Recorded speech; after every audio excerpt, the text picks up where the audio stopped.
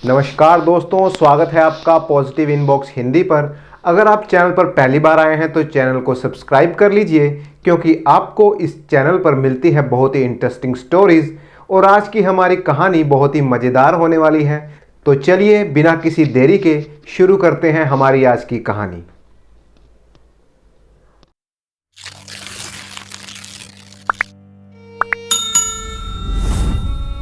एक समय की बात है। रामपुर गांव में हरिया नाम का एक किसान रहता था। हरिया की 4 बेटियां थी, जिसमें से 3 की वो शादी कर चुका था। बस अब एक ही बेटी उसके साथ रहती थी, दुलारी। दुलारी की उम्र भी शादी लायक हो चुकी थी। दुलारी एक सुंदर और होशियार लड़की थी। हरिया को अपनी बेटियों की शादी में दान दहेज पर बहुत खर्चा करना पड़ा था, इसलिए उसने गांव के साहूकार से कर्ज ले रखा था और उसके खेत साहूकार के पास गिरवी थे। हरिया 3-4 महीने खेतों में काम करके एक फसल उगाता। जो फसल तैयार होती उसे बेचकर जो भी पैसे मिलते थे उसके वो 3 हिस्से करता था। एक हिस्सा वो घर खर्च के लिए रखता था, दूसरा साहूकार को ब्याज के रूप में देता और तीसरा हिस्सा अपनी बेटी दुलारी की शादी के लिए अलग से रख देता था। इस बार की फसल बिकने पर साहूकार अपना ब्याज लेने के लिए हरिया के घर आ धमका। वहां पर उसकी नजर दुलारी पर पड़ी। दुलारी देखने में बहुत सुंदर थी। साहूकार ने अपने ब्याज की रकम ली और वापस लौट गया। दुलारी की सुंदरता देखकर साहूकार ने मन ही मन उससे शादी करने का फैसला किया, जबकि वह उम्र में दुलारी से काफी बड़ा था, या यूं कहें कि वो दुलारी के पिता की उम्र का ही था। समय बीतता गया और 3-4 महीने की मेहनत के बाद हरिया ने फिर से अपनी अगली फसल तैयार कर ली। कुछ ही दिनों में तैयार फसल की कटाई होने वाली थी, लेकिन अचानक मौसम ने करवट ली और तेज मूसलाधार बारिश शुरू हो गई। अगले कुछ दिनों तक लगातार बारिश होती रही, जिसका नतीजा ये हुआ कि हरिया की सारी फसल खराब हो गई। हरिया ये सब देखकर बहुत दुखी हुआ। अब साहूकार अपने समय पर ब्याज की रकम वसूल करने के लिए हरिया के घर पहुंच गया। तब हरिया ने बताया कि फसल खराब होने की वजह से इस बार ब्याज का पैसा नहीं भर पाएगा। साहूकार तो मानो ऐसे ही किसी मौके की तलाश में था।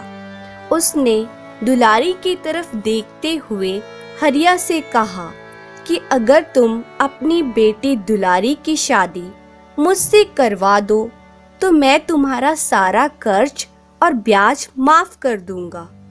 उसकी बात सुनकर हरिया का मन तो किया कि साहूकार का गला दबा दे, लेकिन वो साहूकार का कर्जदार था, इसलिए कुछ बोल ना सका।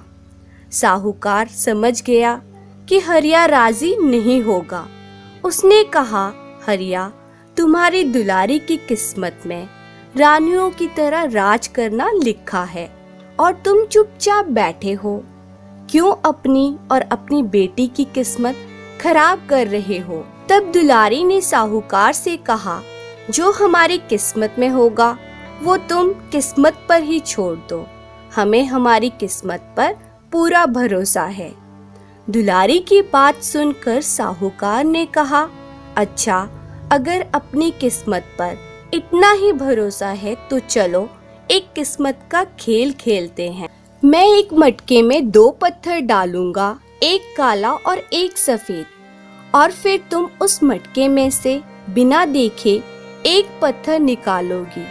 अगर तुमने काला पत्थर निकाला तो तुम मुझसे शादी करोगी और तुम्हारे बापू का कर्ज भी माफ हो जाएगा, और अगर तुमने सफेद पत्थर निकाला तो भी मैं तुम्हारे बापू का कर्ज माफ कर दूंगा और तुम्हें मुझसे शादी भी नहीं करनी पड़ेगी। मतलब दोनों ही परिस्थितियों में तुम्हारे बापू का कर्ज माफ हो जाएगा। बोलो, है मंजूर?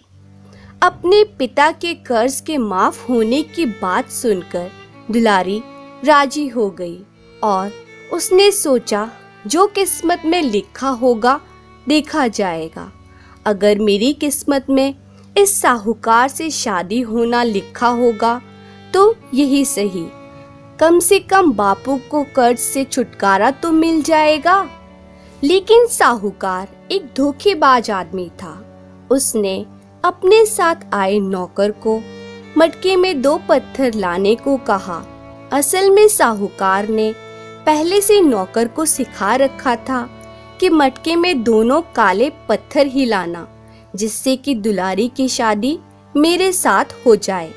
वो नौकर 2 काले पत्थर मटके में रखकर ले आया। दुलारी ने साहूकार की इस चाल को पहले ही भांप लिया था। उसने नौकर को दोनों काले पत्थर डालते हुए देख लिया था। उसने साहूकार को उसी की चाल से मात देने का मन बना लिया। जब पत्थरों वाला मटका उसे पकड़ाया गया तो उसने मटके में हाथ डालकर एक पत्थर उठाया और तभी चक्कर आने का बहाना करके जमीन पर गिर पड़ी। उसने हाथों में पकड़ा हुआ पत्थर जमीन पर गिरे बाकी पत्थरों में मिला दिया। अब साहूकार और हरिया सोचने लगे कि दुलारी ने कौन सा पत्थर उठाया था, ये कैसे पता चलेगा। तब दुलारी ने कहा कि मटके में तो सिर्फ 2 ही पत्थर थे, एक सफेद एक काला। हम मटके के अंदर पड़े पत्थर को देखकर पता लगा सकते हैं। मटके के अंदर जिस रंग का पत्थर बचा होगा तो दूसरा पत्थर उससे अलग रंग का होगा। जब सबके सामने मटके के अंदर पत्थर देखा तो उसका रंग काला था। इसका मतलब दुलारी के हाथ से जो पत्थर गिर गया था वो सफेद रंग का रहा होगा। इस तरह दुलारी ने अपनी होशियारी से उस साहूकार को उसी की चाल से मात दे दी। अब दुलारी के पिता का कर्ज भी माफ हो गया था और उसे साहूकार से शादी भी नहीं करनी पड़ी। तो दोस्तों, अगर आपको ये कहानी पसंद आई हो तो इसे लाइक जरूर कीजिए and thank you for watching.